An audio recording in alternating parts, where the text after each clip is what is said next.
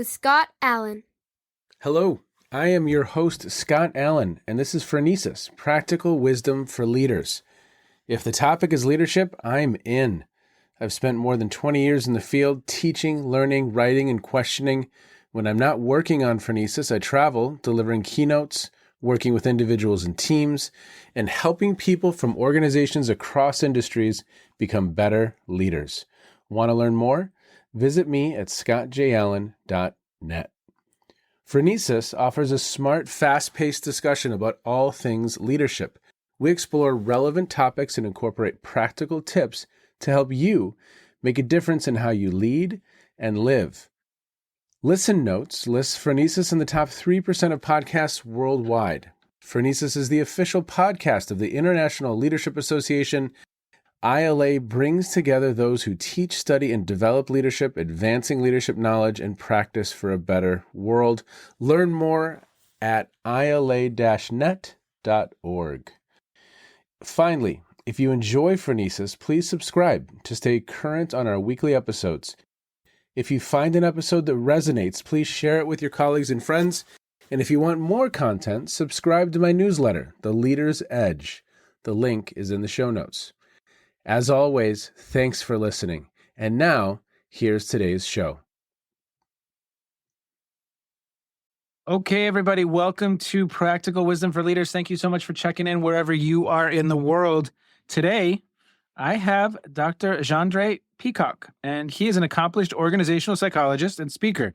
He holds master's and doctorate degrees in IO psychology, credentials that have underpinned a distinguished career working with some of the most complex organizations in the world. As a practitioner psychologist, Dr. Peacock applies research-based insights and strategies to every solution to ensure maximum impact. His work spans industries and continents, helping organizations foster connection and engagement, reduce attrition, and create cultures of growth and stability. An advocate for lifelong learning and innovation, Dr. Peacock has developed proprietary frameworks like RocketStart, Cornerstone Skills for managers, and SynergisticChange, tools designed to revolutionize how organizations approach talent development and change. Known for his engaging delivery, Dr. Peacock crafts experiences integrating scientific research with inspirational narratives into actionable insights for all organizations. When not consulting or speaking, he spends time with his wife, 2 children, and dogs. Most weekends are spent in youth sports or arts, I can identify, with the occasional fishing trip when time allows. Juandré, thank you so much for being with me today. Appreciate your time. What's not on your bio that people should know about you? I speak funny. I have an accent. I'm a naturalized citizen. I was born and raised in South Africa for 20 years. I've been in the US now 25 years. And so I have to always make sure that people understand the ways that I pronounce my words. It's not because I have a speech impediment. It's just called an accent. Okay, South Africa. Yeah. When I think of South Africa, I think of Dave Matthews. I was with Dave Matthews in 1999. So this is pre-Y2K. Remember that? Okay. Yes. It was like, so I was at a concert and I got this backstage thing. And so I was backstage and Dave was talking about where he was going to be as it turned to the year 2000. Is it Table Mountain? Yes, in Cape Town. Okay. So that's where Dave Matthews spent New Year's Eve in 2000. Now you know. Okay. That's one thing I think of when I think of South Africa. Yes. It's usually a triumvirate of things. Okay. Dave Matthews is always first. Really? Then it usually goes to Charlize Theron, which really her last name is Tron in South Africa. And they're like, do you know her? And I'm like, of course I know her. And then the third one is Elon Musk. And I'm like, yeah, I know him too. Yep, we grew up together. Exactly. Yeah, and that's really the only ties that people usually have to South Africa. When I came to the US, I worked at Disney World. And so that's how I came to the US. They recruited me. I came and worked for them. And so on your name tag, it says your name and it says where you're from. And the other question we would usually get from guests is, how does it feel to wear shoes? Did you have an elephant did you ride elephants to school? Which I then embellished and made up this fantastic story, which kind of went over about 60% of the time. People believed me. And then the other thing is, did Disney teach us how to speak English? And At that point, usually I'm just tired of entertaining them and I just turn around and walk away. Yeah. Well, okay. So I also think of wine. Oh, yes, that's good.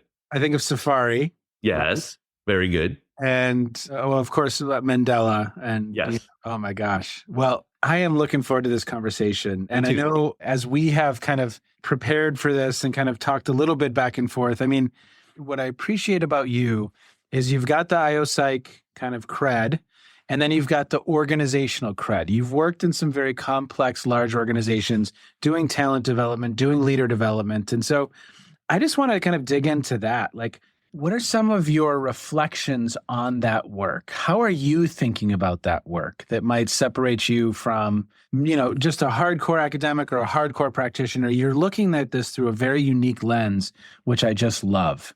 So what are some observations you have? I think the first observation that I have is the science practitioner model is the first thing you learn in grad school. But I think that the divide between those two things are bigger than we expect. I think there's a little bit of a disconnect between what you learn in the books and what you actually get to apply in the job space.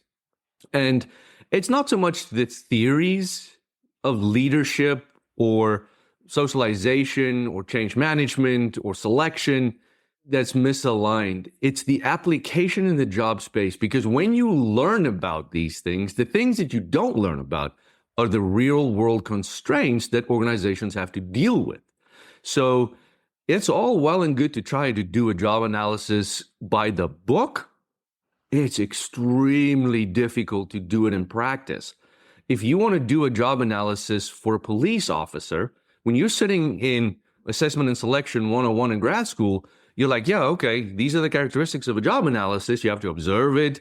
But do you know what that entails? Yeah. You have to ride around with a police officer in Chicago. That's where I lived, to be able to see what they do. One of the ride-alongs that I did was with a sergeant who was working undercover informants. And so I drove with him in the seediest, darkest places of Chicago. And I am a 6'2", 240 white boy who's not fitting in any of these environments. And you're riding in a police car. So you have to understand, I'm foreign. So the only thing I know about police stories is what I see in the movies. And so I am ready to duck and cover at any moment. It's not in reality the way that it is, but the way that you're taught is, yes, you have to observe this, and then you have to talk to so many people. Well, when you're pulling 50 officers off the street to talk to them about what they do, that costs money. And you can't do that. And that's not just pertaining to selection. Leadership development, I feel like it happens in this best world scenario, this vacuum where, okay, in the best scenario, we're going to have this, and you're going to have your leaders, and you can teach them this. Well, guess what? Now you're sitting in a room with 50 different leaders over 5 different generations, male, female, different ethnical backgrounds, and you don't fully grasp what the non-communicated and non-visual life experiences are and journeys that influence those people's perspectives on leadership. Yep. So you can say whatever you want, but if you don't understand what that day-to-day is, you're lost. And leadership in an organization, leadership, the royal leadership, is far removed from the day-to-day when you're sitting at your desk and you have 8 bosses coming to yell at you about TPS reports. And so that's very hard to get people to understand where you're wanting them to go, how to apply the best practices, the things that our scientific colleagues research for us and tell us what works. But even that snapshot has boundary conditions. It's not something that's universally just applicable. And I think the IO practitioner has to be able to, it's part art, part science. You have to be able to take what is given to you and distill that into a manner that is applicable and is receivable by those people who actually have to use it in the job space. And so that's some of the challenges that I've seen that I struggle with most, both when I was a practitioner in those organizations, because I have worked with first line managers who stack burritos, very simple. And then I have people who are double Ph.D. actual rocket scientists who put people and equipment in space for 100 years. How do you tell them that the leadership that's distilled up here is going to help them? That's a very difficult thing to do. And when you have layers of leadership, every leader wants to imprint his own footprint. Power dynamics is another thing. It's incredibly difficult to tell the frontline leader, yeah, this is what you should do, when the middle level manager doesn't want to get there. And they have to listen to their top level leader. So that's really, really difficult. And that's what I think I do a really good job of, is bringing those two things together. Well, yes, I was in a conversation recently with an individual. We were talking about theory, and theory is wonderful. And oftentimes in the textbook, it's a very nice box or a Venn diagram or a very pretty diagram. And then just add humans. Right. In politics and authority. And I mean, you can't account for that infinite number of variables that impact the work. And right. So I think I couldn't agree with you more. I mean, again, theory is incredibly important. It's useful. It's valuable. It gives us a place to start. And I loved your phrasing of, look, this is science and this is art, because I have 15 minutes with this individual, not an hour and a half to go through these 70 things. Right. What can I get done in the 15 minutes that is going to be the most important elements to do a good enough job in this situation? And so I think that dance is a fascinating space. I mean, it really is. And everything is always tied to money. So that's the driving force. And as a new psychologist, I was always like, but no, this is not the best science. We're shortchanging you as a client by not doing all of these things by the book. Well, I had to learn very quickly that unless you can show very tangible results, it's not going to get adopted. And even if you can, that's a 50-50 shot whether you're going to get adopted or not. And so you have to, exactly to your point, you have to pick and choose what is your main goal right now, and you have to scale, and you have to put on a timeline. We can't do everything, but we can do these two things now, and then next month, once we've showed some value here, maybe we'll do the other two things. And this is not fair. I think a lot of the theory generators, our researchers, go directly from grad school into that field. So they don't have that aspect. They don't understand the constraints that we have to deal with. And so I think one of the recommendations I would make if I was ever selected into a leadership position that governs our training would be, you don't get to go teach that if you've not lived it. And that makes a huge difference, because I would teach all of my courses that I absorbed in grad school very differently now than I did back then. Well, yes. I mean, it's interesting because the theory is divorced from constraints like time, human behavior, resources, right, finances. Yes. It's location in the world, time in the world. It's fascinating. Yes, it's very hard. But that's why people like we exist, to be able to make that, be that bridge, be that liaison between the two, so that we can move organizations forward. And it's not the large organizations that struggle. I've worked with companies who are very small. I have worked with companies who have 100,000 people. I have worked with companies like Amazon, who is the second largest organization on the planet. And the large organizations have the resources, doesn't make it any easier, but they also have people like me. So generally speaking, they're able to move in the right direction. It's the smaller and medium-sized organizations that don't know we exist, the mom and pop engineering shops, the manufacturings, the teachers, those individuals who don't know that there is a better way of doing it. Yep. And then they go, okay, there's a leadership book. I'm going to read this leadership book written by who knows whom, with what kind of background, what kind of framing they have. And then they take that information. It might be great, but it might be baloney. Who knows? And then they take that into their businesses that they have spent their livelihoods on working on, and it leads them down the wrong path. Yep. That breaks my heart. And that's one of the reasons why I left corporate Amazon, so that I can do what I do, because this was my calling right from the beginning. I left my first job as a GM for Chipotle to go back to school, to be able to help organizations be better in those types of realms. And so that's what I do now. And it's been life-changing. Well, and it's really interesting. So as you were just speaking, I was thinking of Jocko Willink's books, dichotomy of leadership, and then extreme ownership. So here you have a Navy SEAL. And again, I liked both of these books.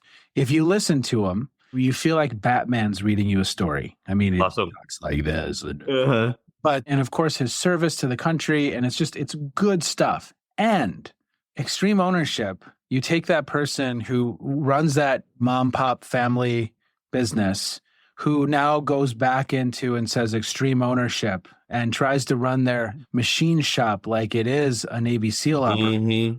They're set up for failure. Actually, what I really respected about Jocko is that in their second book, Dichotomy of Leadership, he said that. He said, look, as we watched how this interfaced with reality, with human beings in organizations, even extreme ownership can be taken to the extreme. It's not always appropriate. So I really, really appreciated the fact that they kind of like went back and observed that and learned and kind of made that apparent.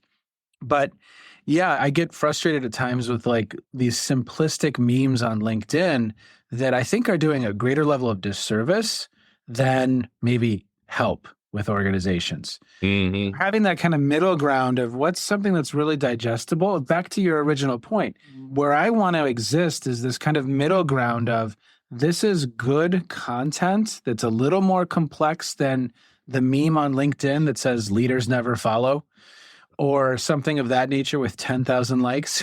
Right. But it's not an academic dissertation that no one's ever assumed. Yes. What's that middle ground that gives people enough to be really, really good at the work? And again, avoiding those two extremes. Right. Fascinating space. Yeah. No, I love it. When I found IO, it's like this weight lifted off my shoulders, right? I was old when I came into this field. I was 26 years old. I already had a degree from South Africa that was unrelated to this entirely, but I never felt like I found what I was made to do. And then when I got this, I was like, ooh, I have to go spend 9 years minimum to achieve my goal. And that's going from being really successful as a GM to working for $8 an hour. Granted, this was back in 2006, right? When $8 an hour was livable. And so I quit my job and I went back to school, redid the bachelor's degree, and I graduated college in South Africa when I was 19. So I was one of the youngest people in my graduating class, going back to now being one of the oldest people in my undergraduate class. And that was weird. Yeah. And I got to the point where people were like, oh, I'm so glad I'm almost done. I've got senioritis. I'm like, I still have 5 years to go. What are you talking about? This is nothing. And so I finished all 9 years in a row and I got it done. And I've never looked back. It was the best decision I ever could have made. Well, okay. So what else are you seeing out there? What else is going on? What's on your radar? I'm really interested in this as you kind of do your work. What's popped up for you? It's surprising. So one of the main things that I focused on lately is change management. So change management is a very big thing for me. Okay. And it should be a really, really big thing for everybody else. If you're leading, yes. But for the most part, people don't do that very well. As a discipline, I have found that it's a rather antiquated and stagnant field. It popped up in the mid-90s, took off like a wildfire. Everybody was like, yeah, this is fantastic. This is great. It gives us something to do. But when you look at that really carefully, it's changed. When the philosophy was built, it's not anybody's fancy things. It's good old psychological science. Yep. What you need to do to tell people, hey, there's going to be a change. This is what I need you to do to acquiesce. And this is what you're going to get on the outside of it. But back then, the job market looked different. You could afford to tell people, well, you can either come along or you're going to live behind. That's your choice. That's no longer the case. We had 2 generations in the workspace back then. We have 5 now. They're not very closely related, these 5. They are very far apart, right? Mm-hmm. And so the way that you approach these 5 different individuals is very different. And then the way that original structure was built is very top-down, left to right. And what I mean by that is it's top-down. CEO decides, somebody decides, there's going to be a change. This is what we're going to tell everybody that they need to get in line. And the left to right is, hey, here's all the things that we're going to tell you, and we're going to give you an opportunity, so to speak, but there's really no buy-in for you. You have no rudder here.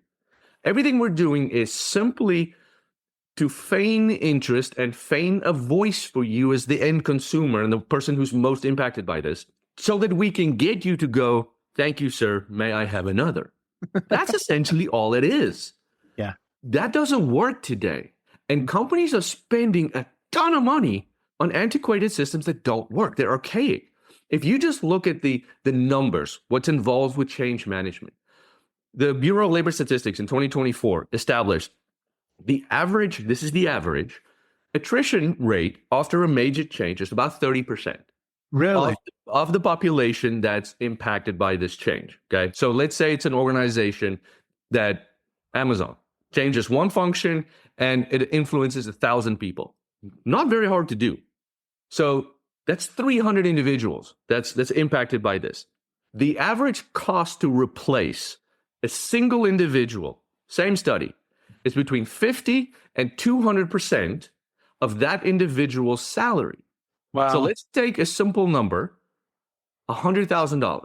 It's not a very high number. I think that's very low on the distribution, that 100,000. So let's say it costs you 50% of replacing that individual. That costs you $50,000 to replace one person. You just need to do now 299 others. So you're looking at millions of dollars in replacement costs alone, let alone loss of productivity, let alone loss in momentum, loss in cultural changes, climate changes within teams. And so one of my programs that I created is it teaches organizations, A, should you really make this change? And if you think that you should, you're doing this because you think you're going to benefit and capitalize on certain efficiencies or whatever you think is going to happen. Yep. But the problem with that is this is predicated on an existing environment, an ecostructure, an ecosystem that once you make the changes, ceases to exist. Mm. So you have this fallacy. You're putting all of your eggs in this basket that doesn't exist. Wow. And so the way that you change your change management is you need to understand upfront, a priori, what it is that you're doing to your support systems when you make the changes. And there's very specific things that happen. And then how to mitigate those risks so that you can actually gain those efficiencies and benefits of this change. Yep. But then that's not enough. You can't just talk at your people. These people want to be involved. They have a voice. They're educated. They're smart. They want to be able to tell you, your idea sucks. This is what we actually do. You think this is how we do it, but this is how we actually do it because we have constraints. Let us help you get where we want to go, and let us help you provide the solutions. Now, that whole system is upside down. Adoption is a whole lot more. People don't leave because they feel like they're valued and their opinions matter. Yep. And so now you don't have the attrition costs. You don't have replacement costs. You don't have lost productivity. Your adoption is a whole lot more, and you get to the end goal so much faster than if you do this in the old way. But organizations are so reticent to understand that. And so when I talk to my clients about this, and I shared what I just shared with you, it's like you hit them with a 2x4. They're like, oh my God, I never realized that. And it's those organizations who move forward. Well, and then so what are some of the pushbacks that you're hearing? Oh, we don't have time. You're hearing that for sure. We don't have time to kind of involve a bunch more people. When you do get some pushback, what are you hearing? It's usually that. I also hear, well, we've already started. And I'm like, okay, so if you started driving your car and you go in the wrong direction, do you just keep driving? No, you stop and you figure out where you are. Maybe you put the address wrong. Yeah. Well, guess what? You're putting in the address wrong. Yeah. in your ways. You stop, you get the right address, you ask somebody for help, you turn around and you go to the right place. Yeah. So it's never too late to make it better because millions of dollars you can't afford to lose. And whether that's $1 million or whether that's $50,000 for a mom and pop shop, it's quite often more impactful for them in the long run than it is the big boys. But the big boys have stockholders. The small ones don't. It hits their pockets. The big ones, it hits their shareholders. They don't like that either. So usually once I'm able to show people that you're going down the wrong path and it's costing you a lot of money that you don't even realize, and you're not going to get where you think you're going to because your support systems don't exist, they're like, oh, okay, well, maybe Dr. Peacock doesn't just speak funny. Maybe he actually does know something or two. Well, the cultural ramifications, the engagement, the retention, Oh, yes. hiring. I mean, yes, I wish there was a way for us to visualize even Gallup's numbers of what it was at 2/3 of folks that generally speaking are at work and they're disengaged or actively. Oh, absolutely. I mean, just the cultural ramifications of doing change poorly.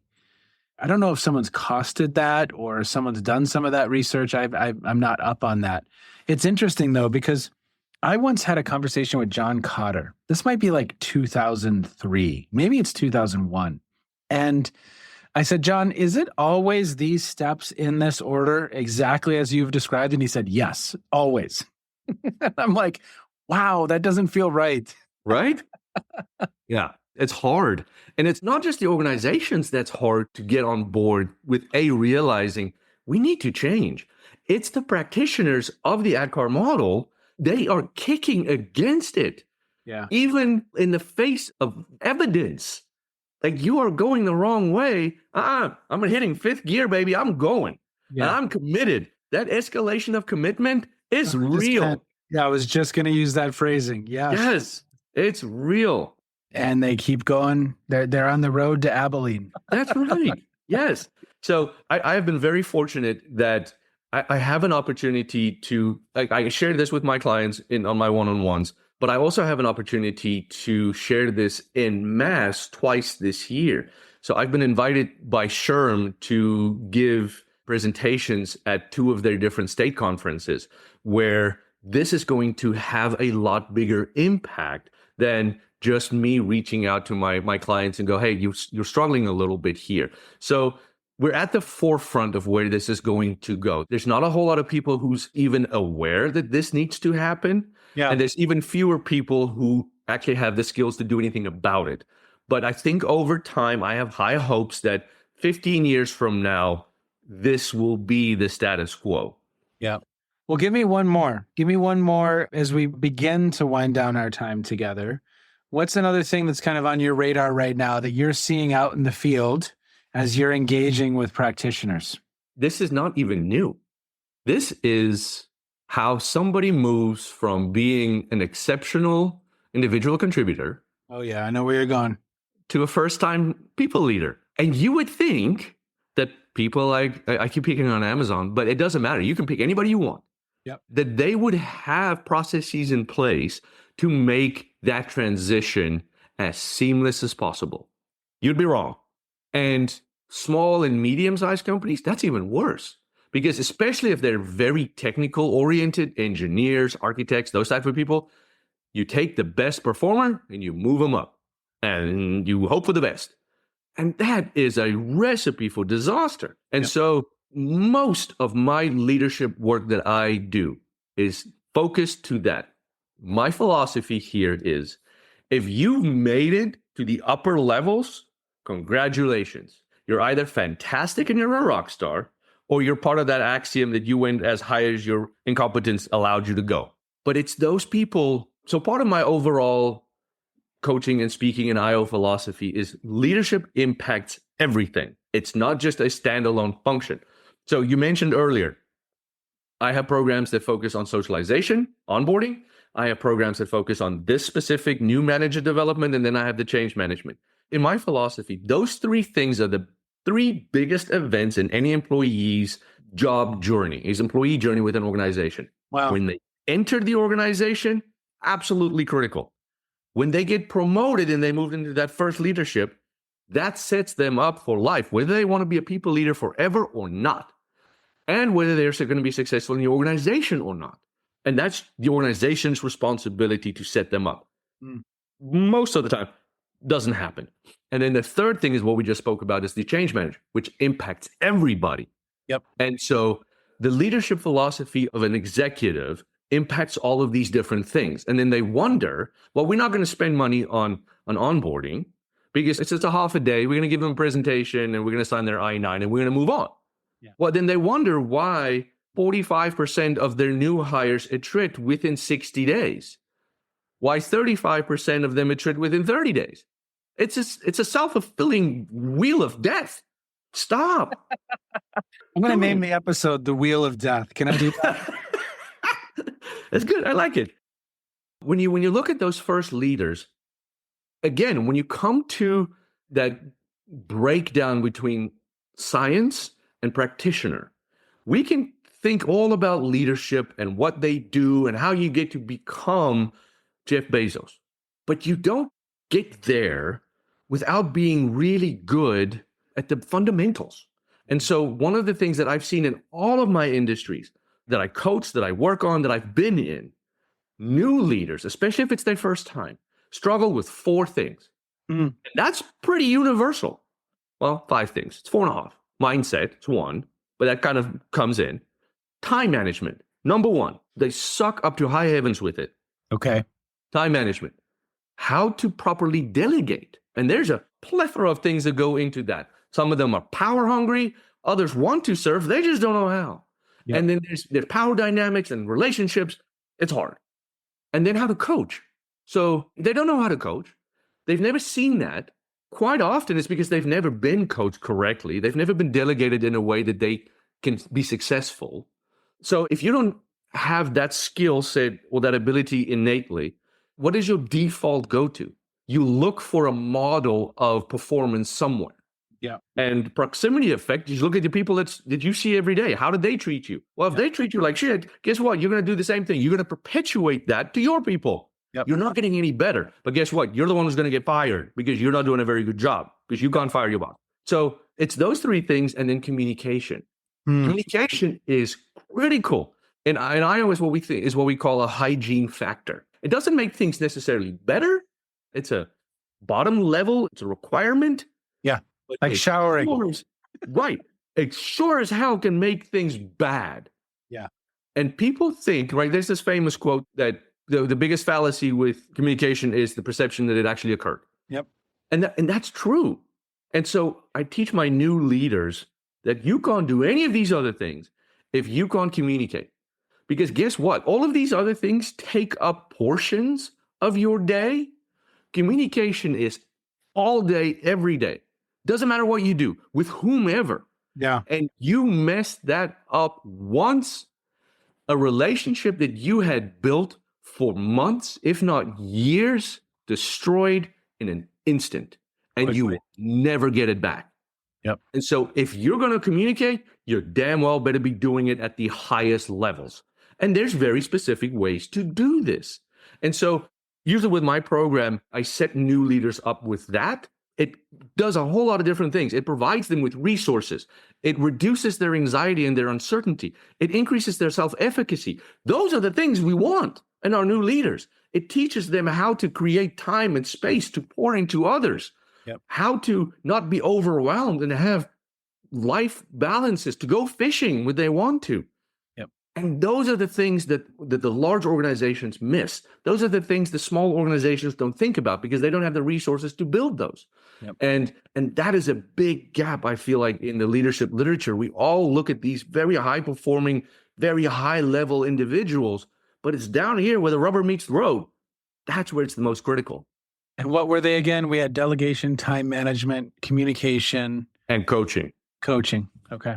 Yeah. Yeah. Are you building a team? Yeah. And I think a challenge we have sometimes in leader development, it's a little bit of an effed up dojo. Okay. So that's my own phrasing. So I like it. Like walking into a dojo and some of the time you get a black belt lesson and some of the time you get a purple belt lesson and some of the time it's a white belt. And so it's really interesting in management and leader development, even when it is happening, some of my colleagues will start talking about systems theory with freshmen. That's a black belt type topic. Or dealing with complex problems, VUCA.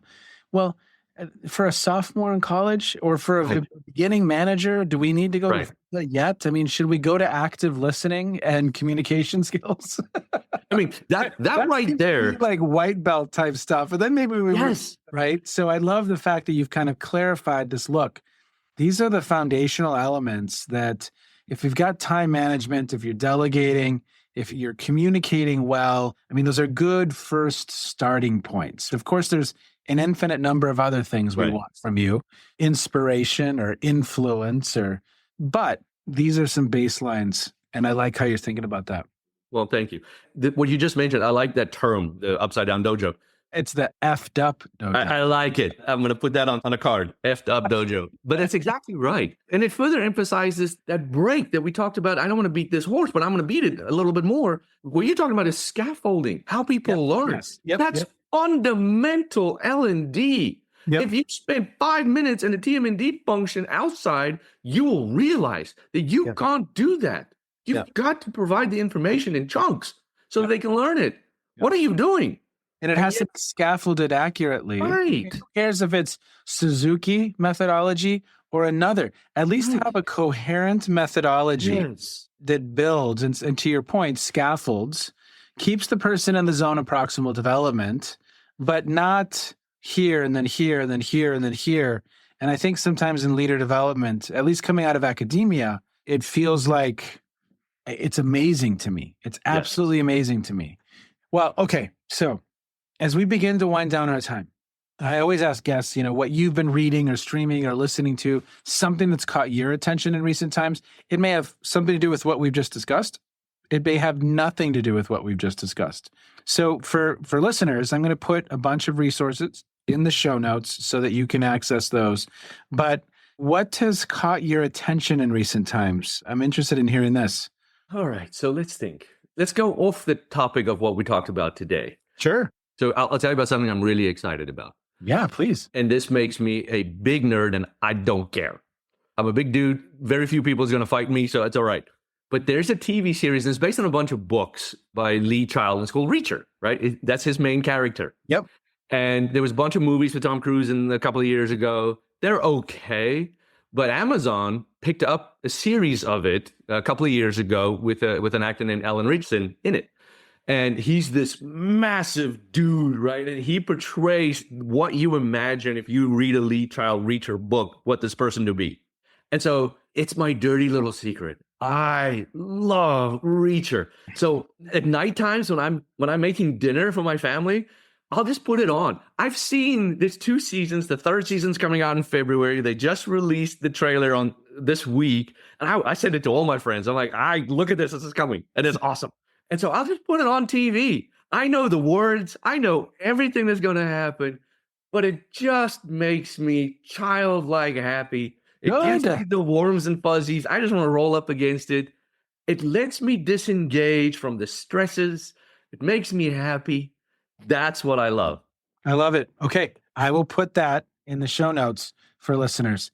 Juandré, Dr. Peacock. Sir. Appreciate your time. Thank you so very much for joining me today. You are very welcome. And again, for listeners, resources in the show notes. Take care, sir. Be well. So this is going to sound a little bit silly when I say it out loud, but I hadn't thought in a long time about how theory interfaces with the realities of organizational life. And of course, it makes 100% intuitive sense.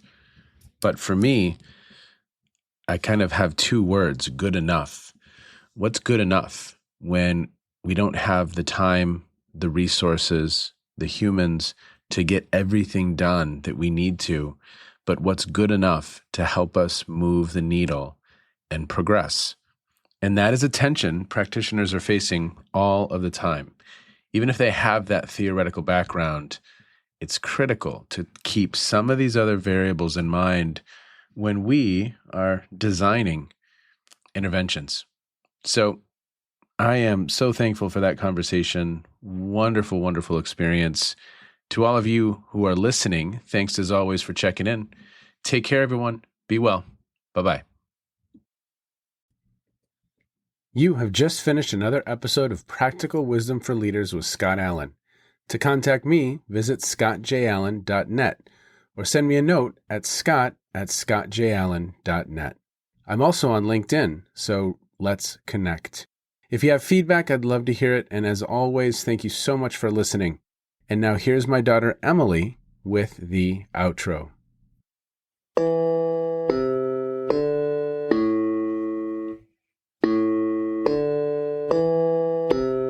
You've been listening to Phronesis, Practical Wisdom with Scott Allen.